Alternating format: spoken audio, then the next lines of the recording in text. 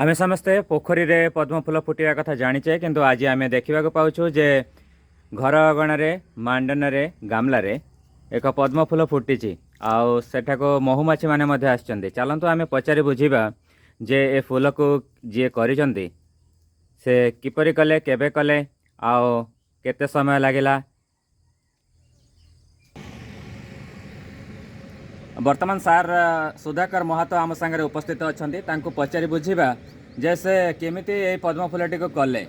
Sir कहतु केमिति पद्म फूलटी आप कले कौन कौन प्रोसेस से अवलंबन करपेक्षा कर मंजी मंजी पद्म फूल दुई प्रकार हुए डाल भी हुए मंजी हुए मंजी मंजी फूल डेरी हुए मोबाइल जानी वर्षे लगे बोली कि वर्षे है बहुत शीघ्र फुटीगला माने 6 मास भी जाइनी फूल हो गला। फूलटा जदियो खूब दुर्बल अच्छी फूलटा तो नाड़टा शक्त है प्रथम गछ मुझे यापर जो फूल आस खूब भल फूल आसो टब रे 6 इंच माटी देकरी से मझे मझे केमिकल सार दूसरी NPK 20-20-20 ये दूसरी मझे मझे तापर NPK 0050 युवा दूसरी शीघ्र फूलटा फुटीगला।